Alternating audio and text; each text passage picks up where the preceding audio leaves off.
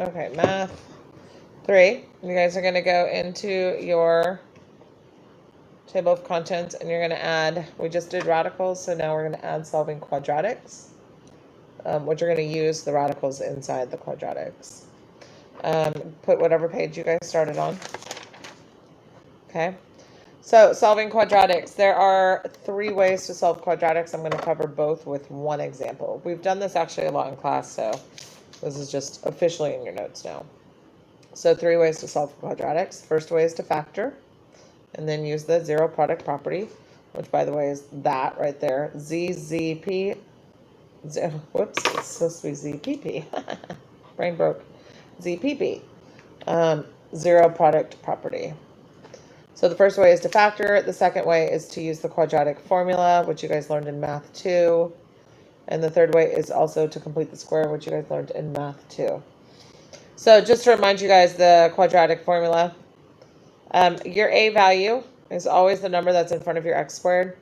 Your b value is always in front of your x term, and your c is always your constant. So the quadratic formula is x is equal to negative b plus or minus the square root, b squared minus 4 times a times c over 2a. Graphically, what you're finding, I'm going to put that in here. Graphically, you're finding the x-intercepts.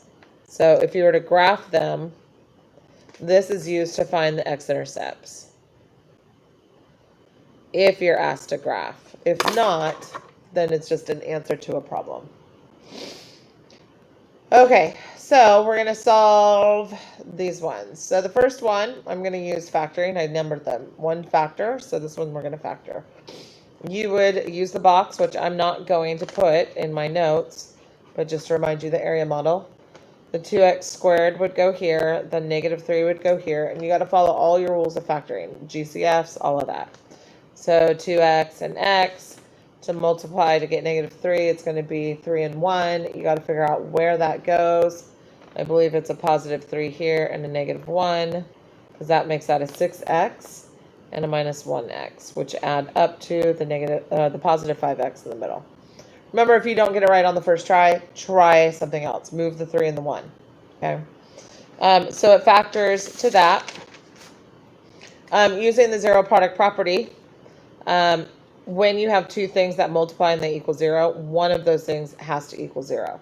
So either A has to be 0 or B has to be 0. So we make these always equal to 0. 2 things that multiply, so this times this is equal to 0. So that means one of these has to be equal to 0.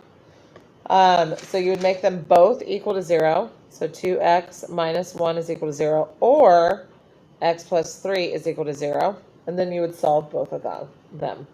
X equals 1 over 2, and x is equal to negative 3. So if you were to graph this parabola, like switch that back to a y or an f of x, your x-intercepts would be at 1/2 and negative 3. So number 2, we're going to use the quadratic formula. So the first thing, always make it equal to 0. So notice this is equal to 0 and this is equal to 0. Quadratic formula, we got to know our a, we got to know our b, we got to know our c. So x equals, this negative is from the formula. This b is negative 2. So notice we have 2 negatives in a row. Plus or minus the square root of negative 2 squared minus 4 times my a, which is 5, times my c, which is negative 1, over 2 times my a, which is 5. So x equals, this turns into a positive, so 2, plus or minus the square root of 4. Now, I don't use this as a minus sign. I use it when I multiply these as a negative sign. I say negative 4 times 5 is negative 20. Negative 20 times negative 1 is positive 20. Over 10. X equals 2 plus or minus the square root of 24 over 10. Now, we don't know the square root of 24. If we did, if this had been 25, then that actually would have been a factorable problem. When your square root ends up being a nice pretty number, it's a problem we can factor. So we don't know the square root of 24. We could plug it into the calculator, which is going to be 4.9. So our x-intercepts are decimals for sure, because it'd be 2 plus 4.9 divided by 10 and 2 minus 4.9 divided by 10. But typically we use, we keep them as radicals. So we're going to change this. We're going to simplify it from the page before in our notes. So that becomes 2 plus or minus. 24 is the same as 4 times 6. So 4 times 6, which means I can separate this. Square root of 4 times the square root of 6. I know the square root of 4. It's 2. So that's going to be 2 square root 6. So this is 2 square root 6 over 10.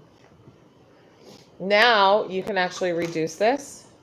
So I like to separate it. I think it's easier for students to see when they separate it. 2 over 10 plus or minus 2 square root 6 over 10. Well, 2 over 10 reduces to 1/5. Plus or minus 2 over 10 reduces to 1/5. So square root 6 over 10. Whoops, 5. Brain broke. Square root 6 over 5. And now our two answers, because parabolas normally have two x-intercepts, is x is equal to 1 over 5 plus square root 6 over 5, and x is equal to 1 over 5 minus square root 6 over 5. If you plug those into a calculator, this would have been about, the plus one is 0.69. This one would have been, if you plug it into a calculator, negative 0.29. And those would have been the x-intercepts. The last one is completing the square. I will say factoring and the quadratic formula always work. Always. These two always work. The third one is like a if you choose, if you understand it. Sometimes this is a lot easier and quicker than the quadratic formula. I actually think this one's faster using factoring, but I'm going to show you for the notes completing the square. So when you're completing the square, it's much easier when this is an even number. If it's an odd number, I say just go do this, okay? Unless it forces you to. So when we're completing the square, I teach it a little different than other people. So I would get this piece by itself. So I'm going to add 5 over to the other side. So I add 5, add 5. So now, and I leave a space there though, x squared plus 4x blank equals 5. So now what I want to do is I want to make this a perfect square. What's nice is the area model actually is a square. So if I was to make this a perfect square, I would have x squared here. And then a perfect square has to be this times this exactly the same. Well, if these two right here add up to 4, what's the number that is exactly the same that adds up to 4? 2.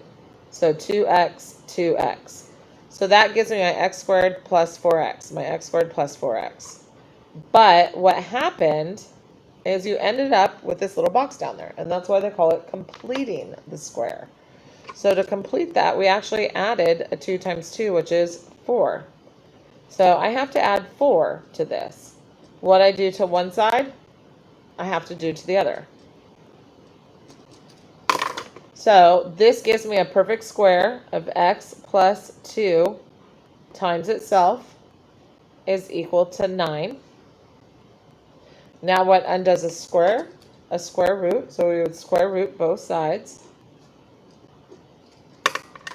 So we've got x plus 2 is equal to, here we've got the square root of 9. Because it's squared, negatives squared are positive and positives squared are positive. So we would say our answer is plus or minus 3. And now we can turn it into two problems because we have a plus or minus. So one of them is going to be x plus 2 equals 3. The other one is going to be x plus 2 equals negative 3. So we're going to minus 2, minus 2, minus 2, minus 2. X would equal 1, and x would equal negative 5. And so that's a way you can complete the square. Completing the square sometimes is a lot easier than the quadratic formula, but it's easiest to use completing the square when this is an even number. Okay.